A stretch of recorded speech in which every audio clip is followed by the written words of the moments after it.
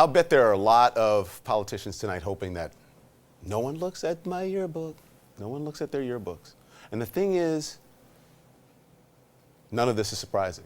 And it's probably not surprising that so many politicians are going straight to the Trump playbook.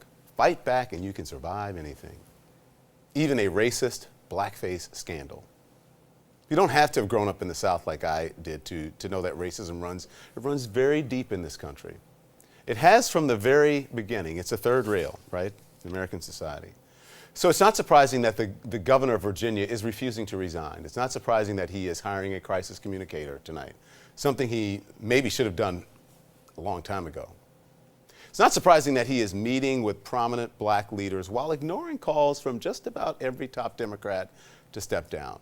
It's not surprising that he wants to put the whole thing behind him and keep his job, right? Never mind that all of this is what it's doing to the state and to his party. Let's not forget how this all went down, okay? So let me run it down for you. First, the governor apologized for the photo and the racism it represents, saying that it was him, remember? He's saying, oh, in that photo, but that doesn't represent him. Then less than 24 hours later, he denied that he was even in the photo at all, while admitting he went to a party in blackface as Michael Jackson and nearly demonstrating his moonwalking, well, until his wife told him that it was inappropriate. Are you still able to moonwalk? Inappropriate circumstances. My wife says inappropriate circumstances. Yep. You know what's inappropriate? Blackface. Inappropriate. Period.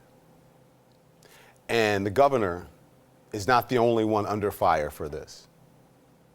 He's not even the only one in Virginia.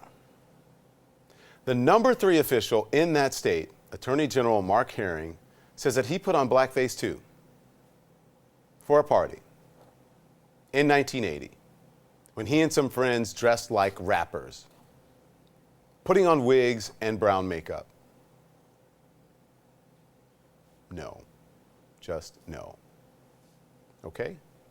He did apologize for his poor judgment, saying, quote, "This was a one-time occurrence and I accept full responsibility for my conduct." He has given no indication that he's going to resign, but he did step down today as co-chair of the Democratic Attorneys General Association. And the thing is, it is not just Virginia. Blackface is way more common than you think. I told you that. It was way more common. It happened at fraternities in the 80s and 90s and even in the 2000s and at colleges and universities, especially Southern colleges and universities. It did happen. Even at some high schools. Just 2 weeks ago, the Florida Secretary of State, Michael Ertel, resigned after photos of him at a party in blackface as a Katrina victim were publicly revealed. And this is what the one Chris and I were talking about. This is a photo, take a look at it, Florida State Representative Anthony Sabatini, with his face blackened in what he says was a high school prank. He and one of his best friends dressing as each other. The representative's high school friend, who is black, agreed to that, telling the Orlando Sentinel, quote, "Every year at high school homecoming week, we had things like 80s days and celebrity days, and we said, I'm going to be you and you're going to be me." I don't know how it got to be seen as racial. That's all it was. He told CNN, quote, "I've known Anthony all my life. Even after high school, me and Anthony still keep in contact. Anthony wasn't that kind of guy."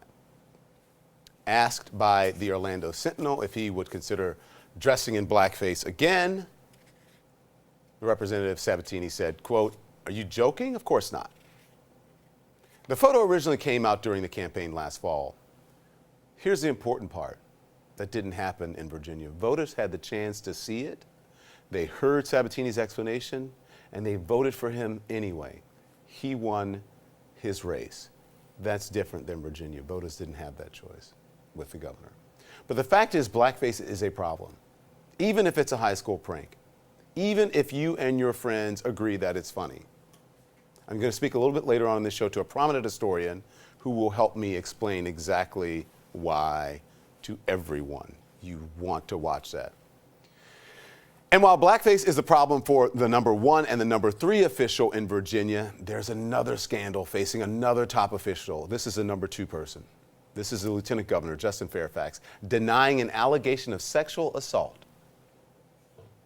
Vanessa Tyson, a fellow at Stanford University and an associate professor at Scripps College, went public today, issuing a statement describing an incident back in 2004 when she alleges Fairfax forced her to perform oral sex.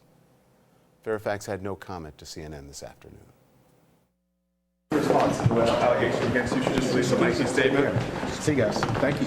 We don't have any comment. Lieutenant Right Governor, But he later released a written statement saying, quote, "Reading Dr. Tyson's account is painful. I have never done anything like what she says." Fairfax is being represented by the law firm that represented Brett Kavanaugh when he was accused of sexual assault by Christine Blasey Ford. Tyson has hired the same law firm that represented Blasey Ford.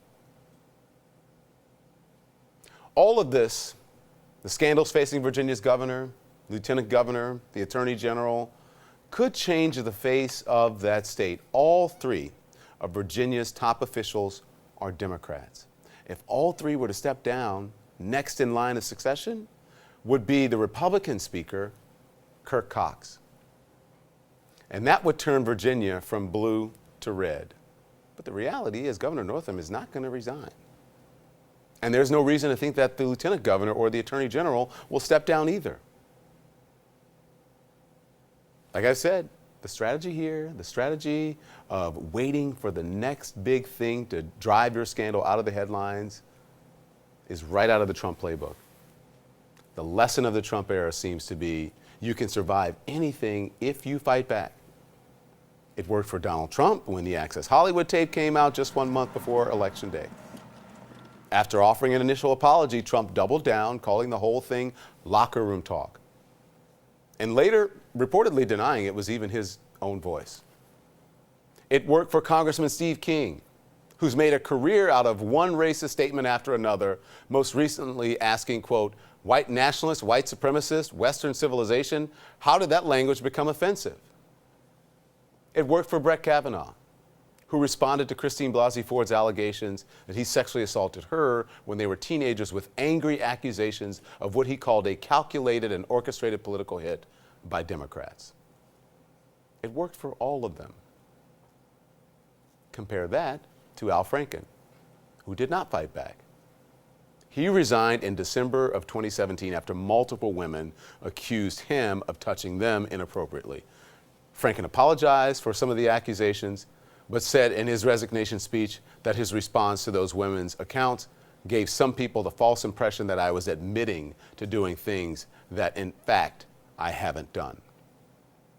So, is the lesson in all of this fight back and you can survive just about anything? Think about that.